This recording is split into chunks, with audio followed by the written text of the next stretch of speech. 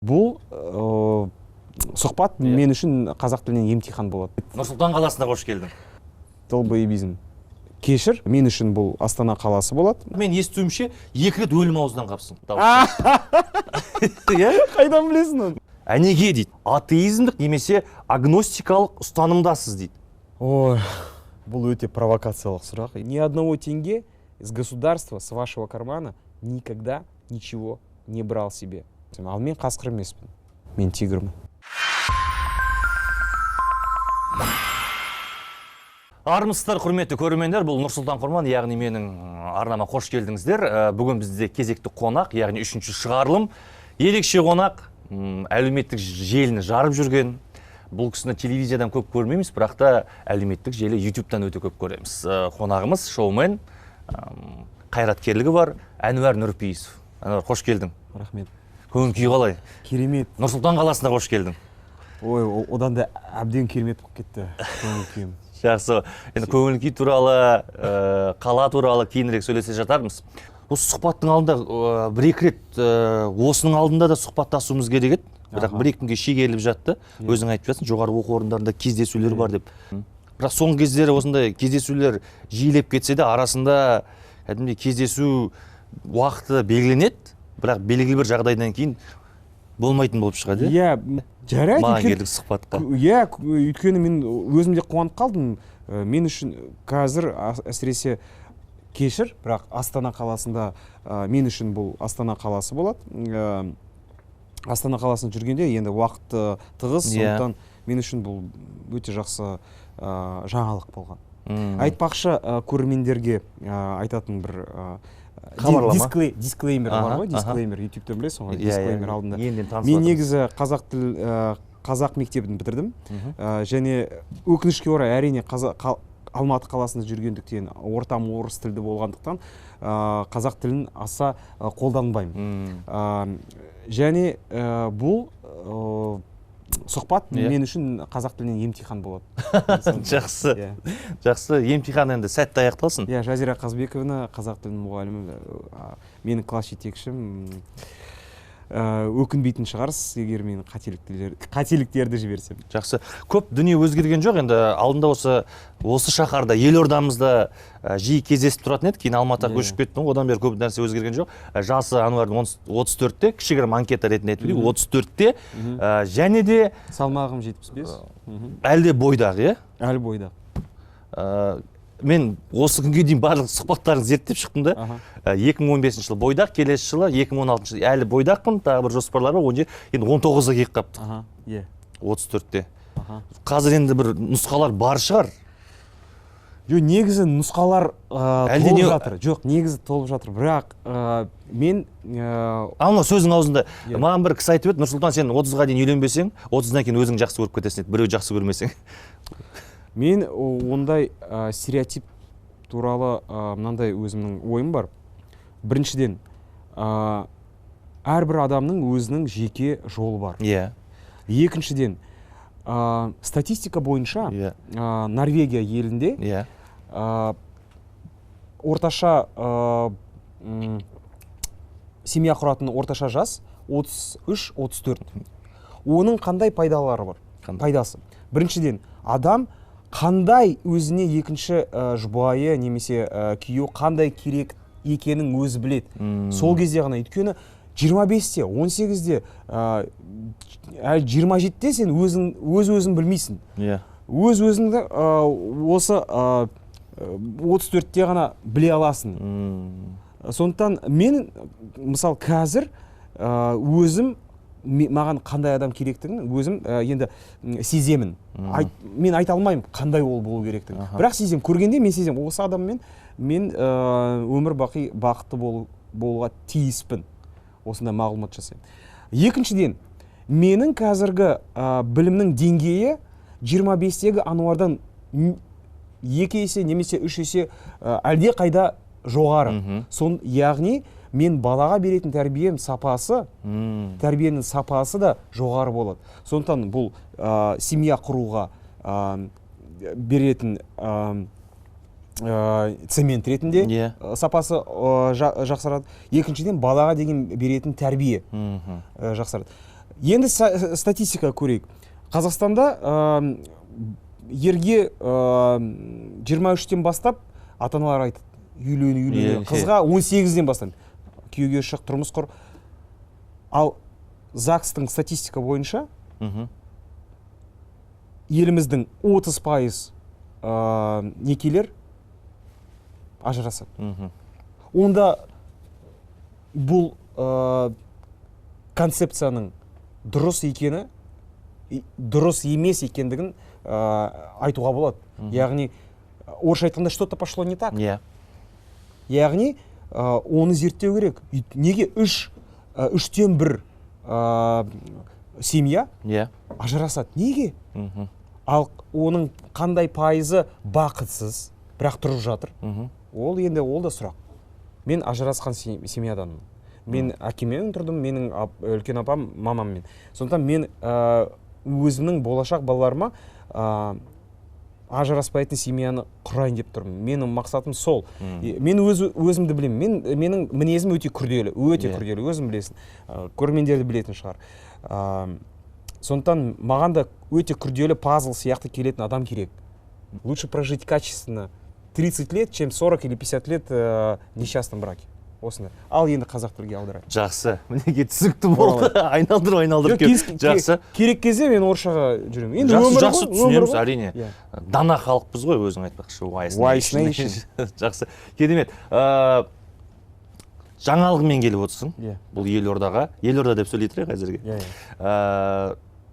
Хан Тәңірінен оралу. Бұл енді бірден келген жоқсың, бұл кәдімгі директ фильмге. Ұзақ уақыт келдің кәдімгі. Оның алдында экотуризмді дамытуға, еліміздің керемет аймақтарын дамытуға байланысты YouTube-та жобаларын шығып отырды. Мынау бір ең биік шыңы десек, Хан Тәңірі десек те болады. Қатты таңғалдым. Бұл идеяға қалай келдің? Және бір қызығы 5500 метр биіктікке көтерілген. Ойлаңыздар, 5500 метр биіктікке. Сіздер таңғалдырайын ба? Оның жанындағы әріптесі Айсұлу Әзімбаева 6000 метр биіктікке көтерілген. Не деген денсаулық, бұл қанша уақыт дайындалдыңдар? Және 20 күннен кейін оралу керек еді, бірақ 16 күннен кейін қайтып оралғансыңдар. Бұл идея Алматы облыстың әкімшілігінен келген. Қаңтар айында мен телефонымнан сол әкімшіліктен звондап отыр. Ануар, біз Хан Тәңірі тауына экспедиция жасалғалы, ұйымдастырғалы болып тұрмыз. Сол экспедицияға сізді шақырайық деп тұрмыз. Және қасыңыздағы әріптесіңіз өзіңіз таңдаңыз, кімді ұсынасыз. Бірден, әрине, Айсұлу тауға ең жиі баратын әртістердің бірі. Айсұлу, мен сосын операторды ұсындым. Болды, осылай идея айтылды. Бірден, мен 1 минутта ойланған жоқпын, өйткені келістім. Бірден, өйткені Хан Тәңіріне бару, ол біріншіден күн сайын келетін мүмкіндік ол. Күн сайын беретін ұсыныс емес. Екіншіден, ол өте қымбат. Үшіншіден, тегін. Төртіншіден, бұл космосқа ұшқандай боласың өзін. Өйткені бұл мүлдем басқа адам өмірін өзгертетін саяхат. Мен осын сездім. Сездімде бірден Айсұлуға звондап, Айсұлу, барасың ба? Барамын, кеттік. Сосын аса дайындалған жоқпыз. Біз көбінесе 3500, 4000 тауларына шыққанбыз. Бірақ оны кәдімгідей дайындалу деп айта алмайсың.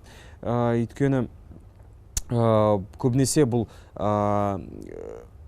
өрмелеп шығу, скалолазing. Өрмелеп па? Өрмелеп шығу. Өрмелеп шығу, ол техника басқа. Біз көбінесе жаяу жүрдік. Бірақ ол да дайындық. Енді екіншіден бұл мен үшін эксперимент болды. Тәжірибе. Менің қазіргі денсаулығымның қандай потенциалы бар екендігін көру. Қандай биіктікке мен жете аламын. Қандай биіктікке менің горная болезнь. Горная болезнь қалай қазақша? Тау ауруы ма? Тау ауруы, қай деңгейде менің тау ауруым басталады. Бұл ағзамның эксперименті болған, тәжірибесі. Мен естуімше 2 рет өлім аузынан қапсың. Иә. Қалай болды? Бұл ең тауға баратын ең қауіпті жері ол түскен кезде. Шыққан емес, түскен кезде. Өйткені сен тауға шыққанда шаршайсың. Ал түскенде энергияң бітетті. Сол кезде түскенде бір қадамды солға немесе оңға дұрыс емес бассаң, кетесің. Мен енді тәуба неге страховкаға ілінген болатынмын, бірақ көбінесе мен страховкадан жүруші едім, жай ұстап қолмен. Сол кезде білмеймін, сезгенмін бе, бірінші рет сразу страховканы қостым да, түскенде неге трещина бар, бір жерлері енді жарық жерлеріне, соған түсіп құлап қалдым. И страховкам көмектесті. Басында мысалы бұл енді адамның өмірі ғой. Контракт, келісімшарт қол қойылған шығар, Алматы облысының әкімшілігі біз жауап бермейміз деген сияқты. Сізде менің өз өмірім өз қолымда деген. Әрине, онсыз жібермейді. Айсұлу Азимбаева 6000 метр. Неге сіз 5500? Оның денсаулығы ма, әлде қалай, оның шапшаңдығы мықты ма неме? Айсұлудың біріншіден оның дайындығы мықты болған. Ол бірнеше тауларға барып келген. 5000 метрде Эльбруста болған, сосын Нұр-Сұлтан шыңында болған. Білесің бе, Қазақстан Нұр-Сұлтан? Білем, иә, болған. Болдың ба? Көргем. Көрдім. Мен болдым. Мен Нұр-Сұлтанның басында болдым. Шыңға көтерілу, ашылу рәсімін салтанат жүргізгем. Қой. Иә, кәдімгі рупормен, тағы да микрофон жоқ ол жерде, рупормен. Қош келдіңіздер. Альпиниядан ма? Иә, сондай болған. Есімде қалып кетіпті. Сосын Айсұлу енді қыз болғандықтан, қыздың физиологиясы бойынша олар биіктікке тез үйренеді. Ағзалар ерте бейімделеді. Бейімделеді. Үшіншіден Айсұлудың тактикасы дұрыс болған. Біз қатты шаршап қалдық та, сосын уже қайттық. Қаражат керек дедім. Көп қаражат керек па мұны үшін? Адам басына 2,5 мың ол бару тек қана. Енді путевкасы, яғни тамағы, жататын орны, вертолетпен ұшу, гид қасыңызда. 2,5 мың, 700 мың, әр адамға 700 мың теңге ол экипировка. Бірақ тауға бару ол өте қауіпті. Яғни 4 мыңнан жоғары хан тәңіріне тек қана жай бір базовый лагерге бару да өте жақсы тәжірибе.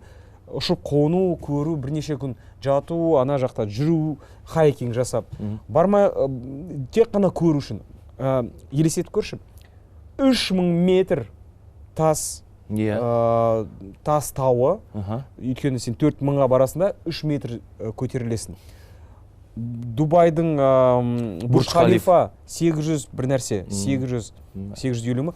Сол 3,5 есе биік тау, қысымы бөлек, қабырға, жартас. Бұл ғажап нәрсе. Сен сол таудың қасында кішкентай екенді сезінесің. Және сенің проблемаларың сол кезде кішкентай болады. Сенің эгоң мүлдем жоғалып кетеді. Эго деген бітті, 0 ана жерде. Керемет емес пе? Келесі меже қай тау? Енді біз хан тәңіріне шыға алмадық. Өйткені қысымның әсерінен, тау ауруының әсерінен енді біз дұрыс жүреміз. Біріншіден біз Қарлытаудан бастаймыз, 5500. Одан кейін Непалға барамыз, 6000-ға. Одан кейін Матерхорн, ол Швейцарияда. 4-ші тау бізде Ленин шыңы, ол Қырғызстанда. Одан кейін, Жеңіс шыңы, Пик Победы. Пик Ленин, Ленин шыңы Қырғызстанда. Одан кейін ғана хан тәңірін қайтып ораламыз. Бұның барлығын сол демеуші. Жақсы, керемет. Сізді кәдімгідей біз жоғалтып алдық қонда. Тауда ғана жүретін болдыңыз, тау адамы деп айтып кетсек те болады. Болады. Бұл енді көрермен ютубтан көре алмайды бұны әзірге. Теледидардан көре алмайды бұл жобаны. Көреміз. Өйткені осы жобаны, осы фильмді біз Канаданың ең мықты тау туралы деректі фильмдердің фестиваліне жіберейік деп тұрмыз. Және сол фестивальдің ережесі бойынша бұл кино интернеттік желілерде болмау керек.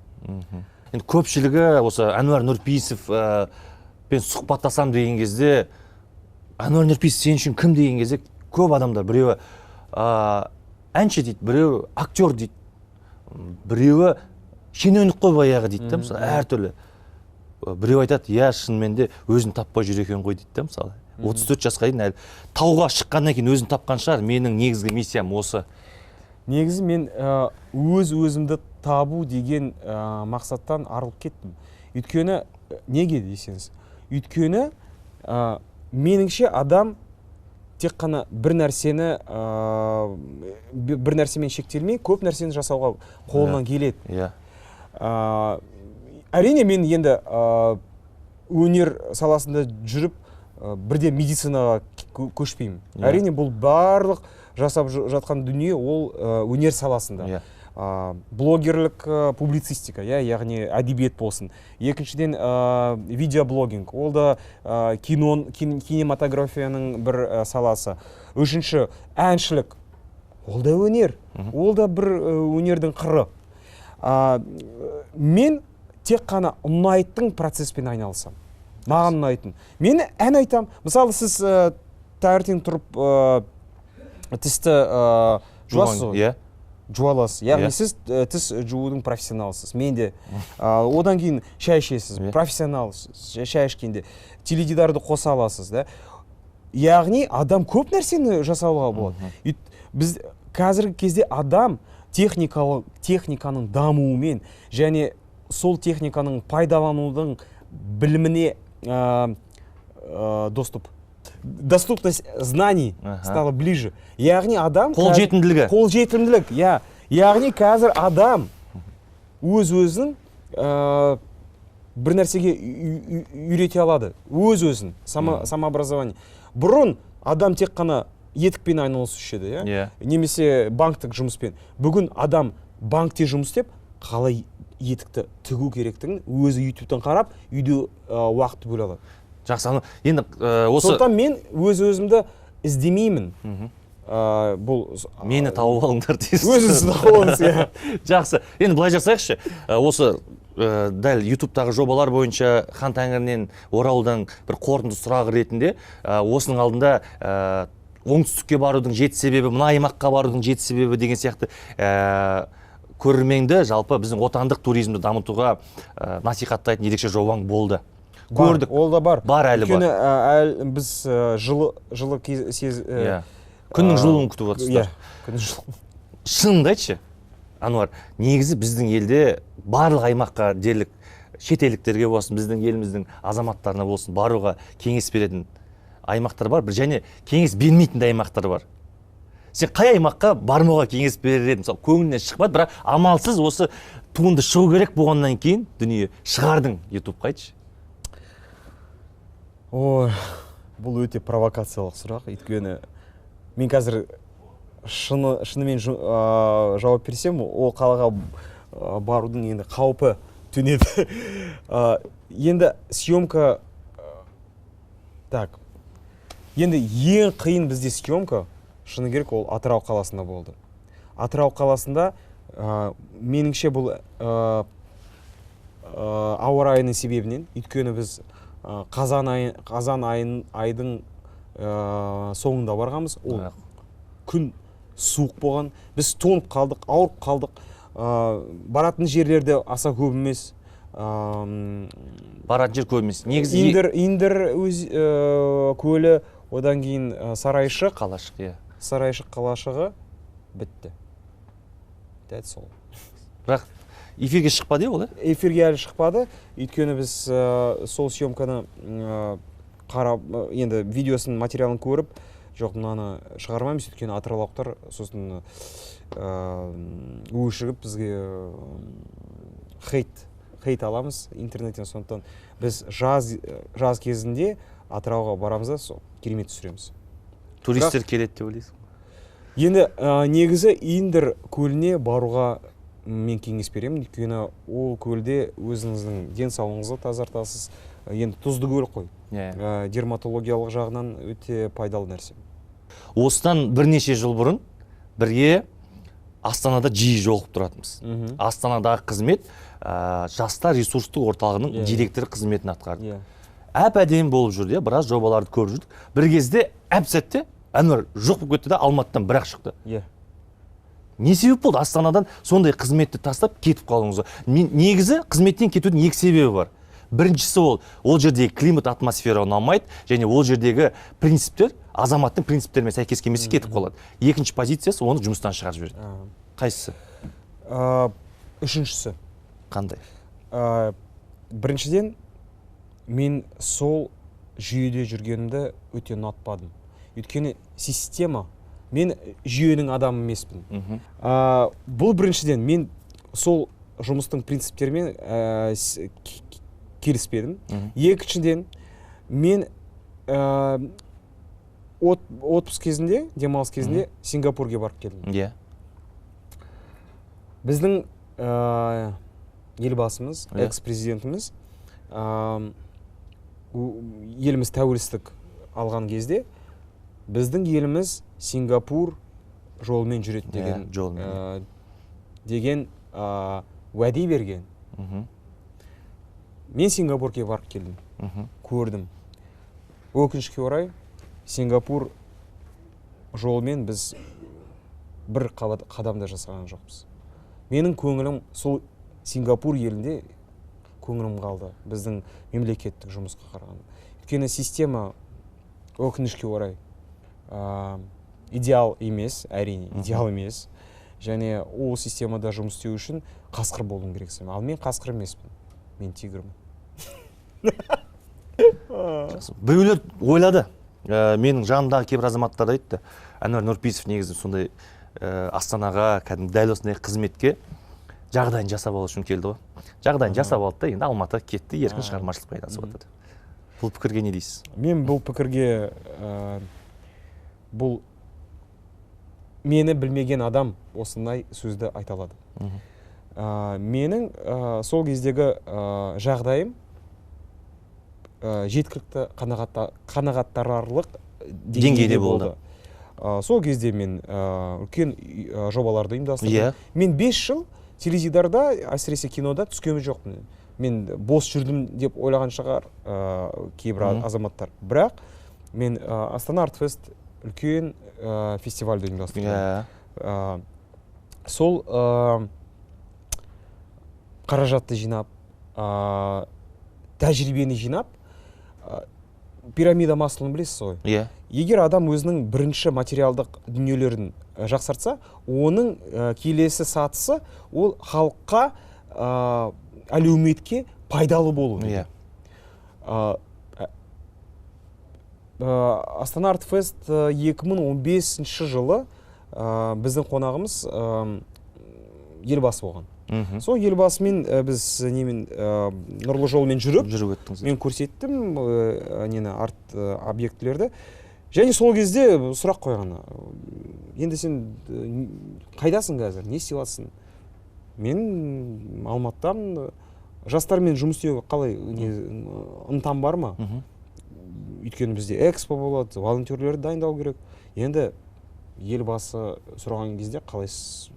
Әрине... Елбасы шақырды? Енді ұсыныс берді. Шақырды деп айта алмаймын. Енді көр. Мүмкіндік, сенің потенциал бар сияқты. Әлеуетің көрініп тұр деп. Давайте Жақсыбеков қасында. Цитата.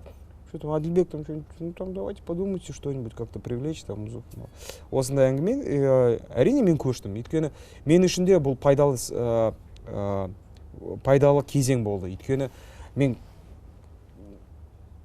қатты художник болып кеттім. Яғни еркін режим, 11-де оянасың, 2-де жатасың. Мен үшін бұл челлендж болды. Өзіме сондай челлендж лақтырып, яғни 7-де тұру, 9-да жұмысты бастау, үлкен компанияның басшы болу, ол да үлкен тәжірибе.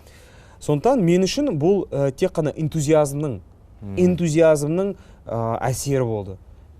Яғни Астананың жастарымен жұмыс істеу және олармен өзімнің біліммен бөлісу ол мүмкіндік қой. Біріншіден ол халыққа жасайтын мүмкіндік қана. Одан кейін сол жұмысқа кіргенде мен көрдім қандай ол мүмкіндік. Ол тек қана шектеулі мүмкіндік. Өйткені сен кәдімгі сол жұмысты жаса алмайсың. Ал егер бірде-бір адам мен өзімнің жағдайымды жақсарттым деген пікірде болса,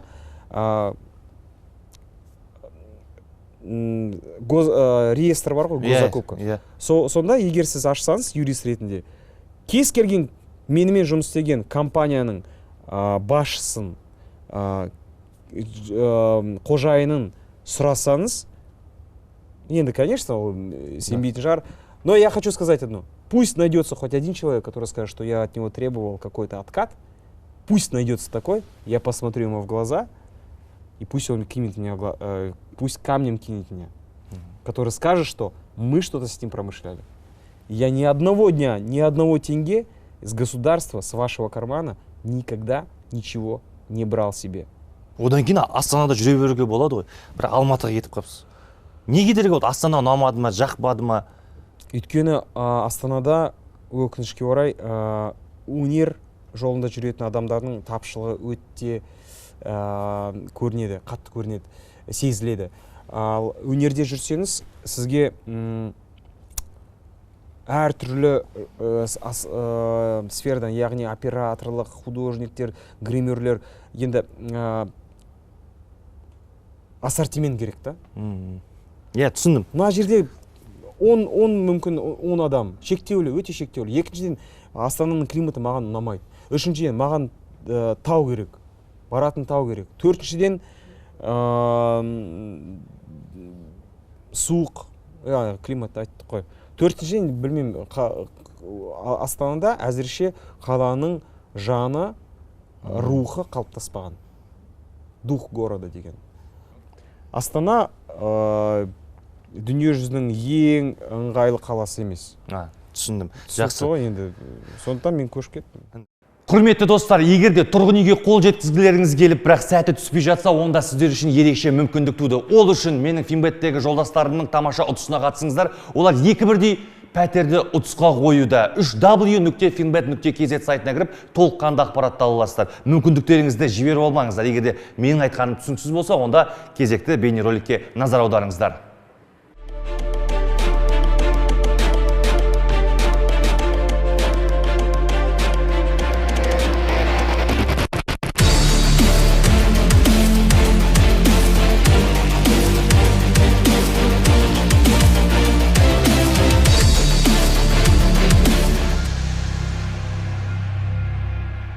Ануар, бағанан бері Астана деп жатсың.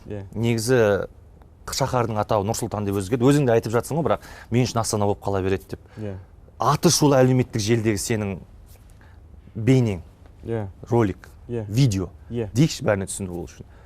Енді айтуға тура келеді, мен өзім ютубта принцип қойып едім, ешқашан боғауыз балағат сөз айтпаймын деп. Бірақ өзің соған алып келіп отырсың да енді. Астана қаласының атауын Нұрсұлтан болып өзгеруіне септігін тигізіп жатқан азаматтардың барлығын далбойоптарға теңедің да? Біріншіден, және бір қызығы, сол мәлімдемеден кейін мен білген жоқпын, көрген жоқпын. Мен ұялы телефонымды таңертең тұрсам, Әнуар Нұрпейістен WhatsApp арқылы SMS келіп тұр, аудио. Тыңдасам, Нұрсұлтан, ренжіп қалған жоқсың ба? Былай енді айып етпеді. Менен кешірім сұрап жатса, мен түсінбедім. Не үшін кешірім сұрап жатыр Әнуар деген сияқты. Және бір қызығы, номерің қазақстандық емес болып тұр, басында бір номер. Шетелдік номер болып тұр да. Мен сол кезде мен енді сценарийді оқимын ғой. Демек, сен сол видеоны жарияладың да, артынша Шри-Ланкаға ұшып кеттің. Жоқ. Солай болған сияқты ғой. Вот просто сәйкес келіп кетті. Мен ойладым, мынау деген айтарын айтып алды да, істеп алды да, Шри-Ланкаға ұшып кетті деп. Ол негізі сол саяхат, ол 2-3 апта бұрын дайындалған саяхат. Мен оны ұйымдастырдым бұрын бір жобамен. сұрақ қандай? Далбайыптар дедің ғой. Иә, Одан кейін не болды? Қалай болды? Біреулер хабарласты ма? Бірақ енді Шри-Ланкада болғаннан кейін ешкім таба алмаған шығар, енді саған хабарласып, WhatsApp-пен жазған шығар. Қойсайшы Ануар деген сияқты. Бұл ұят қой, сұмдық қой деген сияқты. Жоқ, онда ешқандай Хабарламалар келген жоқ. Хабарламалар келген жоқ. Жоқ, мен айттым, осы қалалардың көшелерін, қалалардың атауларын өзгерткен адамдардың мен далбайыптар деймін. Мен емес, ол халықты айтады. Өйткені бұл шынымен болған әңгіме. Әр кездерден сұрайын, далбайыбизм. Да, осындай болып кетті. Негізі бұны біреулер хайп деді. Ануар осы хайп істеудің құмар деген сияқты ше. Енді менің ойым емес, халықтың пікірі ол енді. Хайп деп атағандарға не дейсің, айтшы? Не путайте, пожалуйста, хайп и с правом выражать свое мнение. Вот что я хочу сказать. Хайп ради хайпа — это ненужный хайп. Но бұл хайп, жақсы, просто хайп ол последствия ғой, ол көрініс. Біріншіден, бұл менің азаматтық құқығым, менің пікірім. Ол Конституцияда 20-шы баппен жазылған. Цензура жоқ. Неге? Мен демократиялық елде тұрып жатырмын. Біз Солтүстік Корея емеспіз әзірше. Сондықтан айтатын ойымды айттым. Ал кім оны хайп десе, реклама, самопиар десе, енді ол өзінің пікірі бола берсін. Бірақ менің түбегейлі мақсатым хайп жасау емес. Мен Байзакова емеспін. Мен өзінің үлгімен адамдарға көрсеттім. Жолымен, иә. Өзіңіздің пікіріңізді айту үшін бір рұқсат әкімшіліктен керек жоқ. Бұл біздің азаматтық құқығымыз. Өйткені қазіргі жастар, үлкен кісілер болсын, бәрі қорқақ болып кетті. Бәрі қорқақ болып кетті. Сол біздің қорқақтығымыздың нәтижесі міне. Welcome to Нұр-Сұлтан. Ана сөз да, бірден сол ойға келдің ба? Айтайыншы деп, әлде мәдениеттік жазсаң бұл өтімді болмайды деген сияқты ойға келдің бе? Мәдениеттік кішігірім, жұмсартсам деген сияқты да. Мен көріп отырмын, шок болып қалдым, мен көзімді аштым да мәссаған деп ше кәдімгідей. Мен өзім шыны керек, өзімді келесі күніне ғана осознание келді. Өзім не нәрсе айттым. Мен ешқашан бүгде, енді қалай бүгде сөз, жаман сөз? Балағат сөз. Балағат сөз, енді ешқашан... Бейәдеп сөз. Балағат сөздерді интернетте ешқашан айтпаған осы видеоға дейін. Бірақ 21 наурыз күні біз керемет бір компетпен, менің компаниямен өте жақсы 350 адамдарға бір керемет концерт ұйымдастырды. Қаланың сыртында, наурыз мейрамына сәйкес. Керемет көңіл күймен қалаға оралдым. Мен осы жаңалықты білген жоқпын. Мен 2 күн қаланың сыртында болдым. Интернет желісі болмаған жерде. Таңертең тұрып отырмын. Қарасам, Қарағанды қаласының менің ең сүйікті көшенің атын ауыстырайын деп тұр. Ауыстырады деген уже все шықты. Сол кезде мен Фурмановқа шыдадым көшесіне, жақсы. Енді өзім сол кезде де мен айттым. Бұл бірінші рет айтылған дүние емес. Фурманов кезінде айттым. Одан кейін қала, Астана қаласын және Қарағандының бейбітшілік бульварының атауын өзгертеді деген жаңалықты оқығанда интернетте бар ғой, взорвался пукан. Сол кезде мен енді просто өз-өзімді ұстай алмадым. Өз-өзімді ұстай алмадым. Бұл білмеймін қалай аффект болды ма, шок болды ма, білмеймін. Просто айта салдым, болды. Мен уже шыдам уже жетпеді, болды. Чаша переполнена. Жақсы, соңғы кездері халық айтып жүр, Әнуар біздің қоғамның тентегі болып бара жатыр деген сияқты. Не айтса сол хит болады, не айтса сол ел аузында жүреді. Демек, тентек дейді ғой ел арасында. Ұнай ма? Ел тентегі деген атау? Маған атаулар керек жоқ. Яғни мен оларға мақсатым мені тентек деңіздер, халық қаһарманы деңіздер, маған ондай ешқандай несі керек жоқ. Мен сол процесстен, мен айттым ба, мен сол процесстен ләззат аламын. Яғни мен соны жасадым. Тауға бардым ба, ләззат алдым. Мен өзінің жасайтын процесімді өте сүйемін. Сондықтан мен нәтиже үшін емес, мен процесс үшін жасаймын. Жақсы. Соңғы сұрақ болсын, осы тақырыпқа қатысты. Атақ керек жоқ. Атақ керек жоқ. Бірақ атағың бар екен, тұңғыш елбасы қорының арнайы сыйлығымен марапатталыпсың. Қайдан білесің оны? Енді одан кейін сыйлық жоқ ана орда. Иә. Осы мен жеткілікті сыйлықтар. Керемет сыйлық қой. 250 мың теңге ғана берген. Жақсы. Сен болашақта еліміздің болашақ 100 лидері, көшбасшысы деген тізімде болыпсың. Иә. Енді қазір барсың ба жоқсың ба білмеймін, өйткені қызметтен кетіп қалғаннан кейін. Бірақ енді ел арасында халық бағасын беріп тигірсің ғой, өзің айтпақшы. Жақсы. Бұл енді бұл тақырып үйдегілер звондатты, хабарласып жатыр дедің. Үйдегілер хабарласып жатыр дедің. Осы мәлімдемені айтқаннан кейін жағдайын сұрап, Ануар қалай, бәрі дұрыс па, бәрі жақсы ма? Солар алаңдап кеткен сияқты, менен гөрі деп бір сұхбат беріпсің. Шынымен де солай болды ма? Әрине, менің туысқандарым, әсіресе әкем, анам, әжем. Бірақ менің бір әжем білмейді. Өйткені ол YouTube көреді, бірақ Instagram көрмейді. Ал YouTube'та мен көбінесе саяхат, туризм, нәзік жанмын YouTube'те, ал Instagram'да жоқпын. Ол жоқ. Instagram'да басқа адаммын. Сондықтан менің бір әжем енді өте уайымдайды осыған. Ануар байқашы, Ануар айтпай қойшы. Енді бұл елде жай жүру де өте қауіпті. Сіз чемпион болсаңыз да, машинаңыз болсаңыз да, қаланың қақ ортасында сағат 2-де, 3-те болсын, күндіз өлімге құштар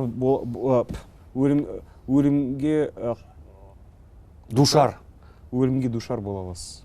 Тағы да бір мәлімдеме жасадың одан кейін. Елбасының елордамыздың атауын өзгертуге байланысты. Мәлімдеме тағы да сайлау. Кезектен тыс сайлау. Қашанды бізде кәдімгідей осы кезектен тыс емес сайлау болады деген сияқты дүниелер айтып жатыр. 9-ына болады сайлау. Әнуар Нұрпейісов бара ма сайлауға? Әзірше білмеймін. Өйткені мен кандидаттарды көрген жоқпын. Саунада отыратын ерлер бар ғой, айтатын, а можно всех посмотреть? Вот. Осындай қазір стадияда болып тұрмын. Сондықтан кім болады, кім болмайды екенін көру керек та біріншіден. Мәзірді көрейік та алдымен кандидаттарды. Бірақ кімнің болғанын қалайсың? Қандай азаматтың болғанын қалайсың? Өкінішке орай біздің сайлау ережесі бойынша адам, кандидат 5 жыл мемлекеттік жұмыста жұмыс істеу керек. Яғни ол жүйелі адам. Жүйенің адамы болу керек. Ал мен бір ғана жыл мемлекеттік структурада жұмыс істегенмін. Сол бір жылдың ішінде менің де ойым қалай өзгертті. Ал 5 жылдың ішінде адам қалай соған сіңеді. Әрине бұл сол жүйеден 5 жыл өткен адамның тазалығын болу, әрине ол мүмкін емес де шығар. Сондықтан меніңше әзірше осындай ережелермен бізге қазіргі кездегі қоғамға керек кандидат табылмайтын шығар. Жақсы. Көп нәрсеге көңілің толмайды. Көп нәрсені ашық айтасың. Неге? Көп нәрсеге көңілім толады? Жоқ, әсіресе осындай құрылымдарға келген кезде, мәселелерге келген кезде. Саяси жағдай. Саяси жағдайларға келген кезде. Бір азамат айтты да, Әнуар шетелге кетіп қалатын ойы жоқ. Қандай жағдайда кетіп қалуы мүмкін деген сияқты. Сол мен қызық, сенің осы бір азаматтарың кім олар? Жұрттың азаматтары. Сенің ойларың сияқты. Мониторинг жасадық қой, сараптама, әлеуметтік зерттеу. Шетелге қандай жағдайда кетіп қалуы мүмкін Әнуар? Мен негізі 1,5 немесе 2 айдан кейін көшемін. Басқа елге көшемін, өйткені осы елде әзірше өмір сүргім келіп тұрған жоқ, шыны керек. Бірақ ол көшем деген сөз көпірлерді өрттемейміз. әрине медиа салада жүремін, ютубте, инстаграмда, бірақ қазіргі кезде мен планетаны аралап, дүние жүзін, сол жерлерде жұмыс істеп, басқа мәдениеттердің ең жақсы білімдерін, практикасын алып, бірнеше жылдан кейін тағы ораламын. Өз қаражатыңа, иә? Әрине өз ешқандай бір бағдарлама емес, халықаралық ұйымның бағдарламасы, жоқ, мемлекеттік бағдарлама емес. Ол оқу емес, ол кәдімгі бір жоба, туристік саладағы жоба. Ол үнді мұхитында Цейлон деген шайдың отанына. Я шайдың отанына көшемін. Және мен инстаграмда сұрақтарды оқып шықтым. Әнуар Нұрпейісовке қандай сұрақтарыңыз бар деген сияқты. Елең ететін бірақ сұрақ бар. Қалған сұрақтардың бәрі осы қойылып жатқан сұрақтар. Менің ойыма да келмепті мына сұрақ. Нұреке менің сұрағымды қояды деген ойдамын деп басталады. Әнеге дейді. Бір жылдары дінге жақын болдыңыз. Ал енді атеизмдік немесе агностикалық ұстанымдасыз дейді. Не себеп болды дейді. Бұл Асыл-Арнаның директоры емес па? Жоқ. Бұл қызылордалық жігіт жазып жатыр. Ютубта белсенді бірақ. Не себептен дейді? Не себеп болды? Біріншіден, дінге байланысты көп сұрақтарды, мен енді өте критикалық ойлау қабілетім жақсы дамыған. Және мен өте көп сұрақтарды қоямын, кез келген салаға байланысты. Дінге байланысты көп сұрақтарды қойып, оларға жауабын өте ғылыми жағынан, ілімі жағынан бай адамдардан таба алмадым.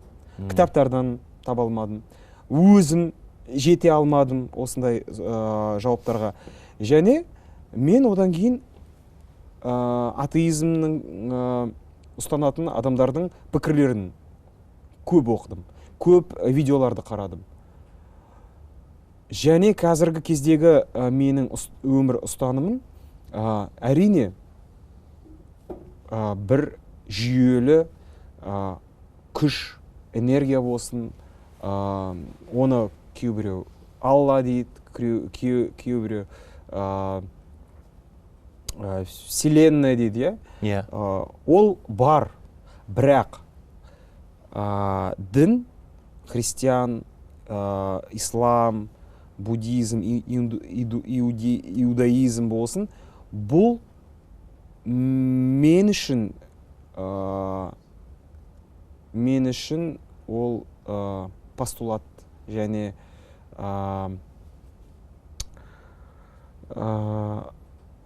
орысшасын айтып көріңіз, біз қазақша. Қазір. Не обязательно быть ближе к Богу через какую-то религию. Бог намного ближе, чем... У меня много вопросов, очень много вопросов по отношению к религии. Никто не может на них ответить. Никто. И религия, к сожалению, дін біздің критикалық ойлау қабілетімізді толығымен жоятын тәсіл ма, нәрсе ма, білмеймін. Өйткені егер сіз мешітке барып имамдан сұрақты қойсаңыз, ол білмесе, ол айтады, сен таза сенуің керексің. Ешқандай бір күмән, сомнение. Күмән? Ешқандай күмән болмау керексің. Ешқандай, тек қана таза жүрегімен сенуің керексің. А қалай мен сенемін, егер менде сұрағым болса? Мен адам, егер менде, если у меня есть сомнения, значит даже Всевышний хочет, чтобы я сомневался. Ведь все происходит по тому, даже ни один волос, в Коране сказано, ни один волос не упадет с твоей головы без соизволения Аллаха. То есть мое сомнение, это тоже с позволения Аллаха. Значит, Всевышний хочет, чтобы я сомневался.